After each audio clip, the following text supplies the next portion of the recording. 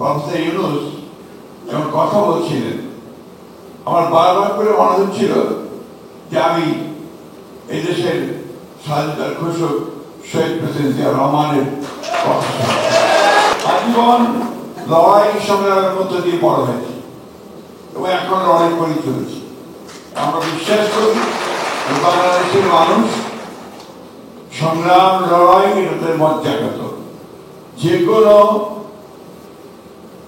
ওয়ালটন এখন দেশের সীমানা পেরিয়ে পৌঁছে গিয়েছে 50টিরও বেশি দেশে।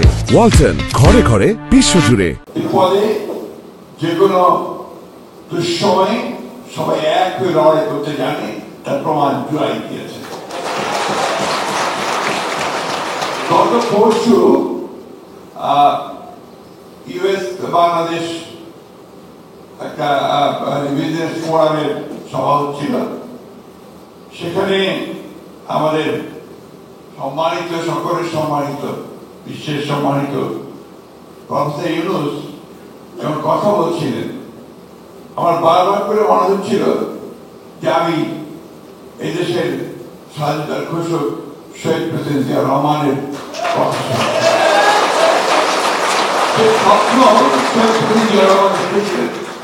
যে বাংলাদেশকে একটা গণতান্ত্রিক, একটা সমৃদ্ধ এবং দুর্নীতিমুক্ত একটি বাংলাদেশে পরিণত করবে। তার সমস্ত কথাগুলো সেই সভায় প্রফেসর ইউনূসের কথা কি বেরিয়ে আসছিল। বাংলাদেশের মানুষ কিন্তু প্রতিবার লড়াই করেছে, সংগ্রাম করেছে। যেদিন থেকে একটা দুঃসহ, একটা দানবীয় একটি শাসক গোষ্ঠী বাংলাদেশের উপর চেপে বসেছে, সেদিন থেকেই বাংলাদেশের মানুষ লড়াই শুরু করেছে। আমি পার্টিকুলার কোনো পলিটিক্যাল পার্টিকে কথা বলতে চাই না। প্রায় প্রতিটি মানুষ এর বিরুদ্ধে সংগ্রাম করেছে। যেমন করেছে আপনার সেই তেঁতুলিয়ার গ্রামের মানুষ, ঠিক আপনারা এইখানে এই প্রবাস মধ্যপ্রাচ্যে যারা আপনার বাংলাদেশের উন্নয়নে বলুন, প্রতিটি কাজে বলুন যে সহযোগিতা করছে, সেটাও সম্প্রদায় ছিলেন শহীদ প্রেসিডেন্ট জিয়া রহমান। এবং আজকে গার্মেন্টসের যে নারীরা আমাদের যে কাজ করছেন এবং একটা নতুন একটা অধ্যায় সূচনা করতেন, সেটা কিন্তু সম্প্রদায় ছিলেন শহীদ প্রেসিডেন্ট জিয়া রহমান।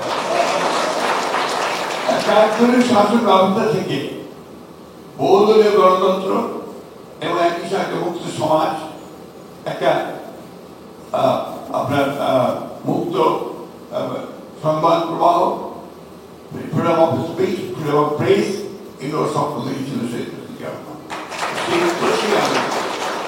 আজকেও আমাদের নেতা, তরুণ নেতা আমরা বলি, তিনিও 31 দফা কর্মসূচি দিয়ে সে নতুন চিন্তা ভাবনা।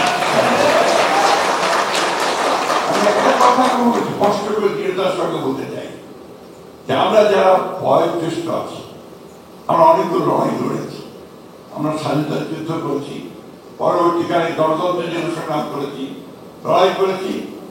আজকে আমাদের সামনে শহীদরা যারা, তারা এসছে এবং আমরা অত্যন্ত আশাবাদী যে আমরা ভবিষ্যতে আমার লড়াইয়ের মধ্যে দিয়ে একটা কথা আমাদেরকে সবসময় মনে রাখতে হবে। সে কথাটা হচ্ছে যে স্বপ্ন দেখতে হবে।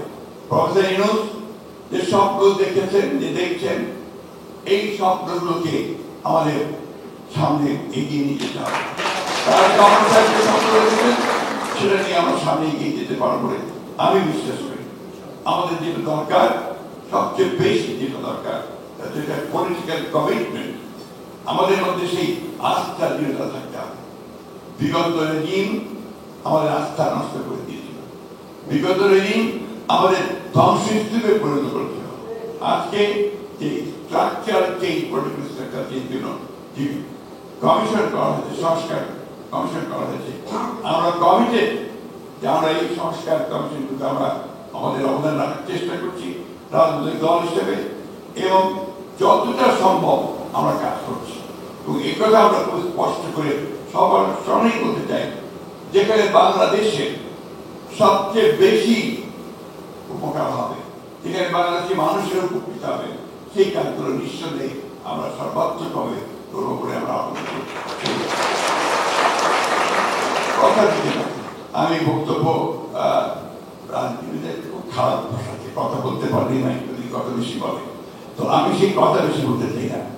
আমি শুধু আপনাদেরকে কথা বলতে চাই যে আমরা আধুনিক চিন্তা করি, আমাদের পরবর্তী জেনারেশন, আমাদের সামনে ছেলেরা, আমাদের মেয়েরা, তারা নিঃসন্দেহে অনেকে বেশি আধুনিক চিন্তা করে, সেটাকে ধারণ করার মতো মানসিকতা আমাদের আছে, সেটাকে গ্রহণ করার মতো সম্পূর্ণ মানসিকতা। আমি বিশ্বাস করি, আমি আপনি যাদের কথা শুনলাম, আমি আরো আশাবাদী হয়ে উঠেছি যে আমাদের এই নতুন জেনারেশন তারা নিঃসন্দেহে আমাদের দেশে নতুন সংগ্রামে, নতুন লড়াইয়ে, নতুন স্বপ্নের মধ্য দিয়ে আমাদেরকে নতুন দিগন্তের মধ্যে নিয়ে যাবে। আমি যার সঙ্গে কথা বলছিলাম, আজকেই সকালে কথা বলছিলাম, আমি অত্যন্ত আশাবাদী হয়ে উঠেছি যে আমাদের মেয়েরা, অর্থাৎ নারীরা, তারা একটা বিশাল ভূমিকা পালন করবেন আমাদের পরবর্তী এগিয়ে যাওয়ার জন্য। আসুন, একটাই আহ্বান আমাদের সকলের, আপনাদের সকলের কাছে, যাতে আমরা সবাই এক হয়ে যাই, একই একটা বিষয়, বাংলাদেশের বিষয়ে।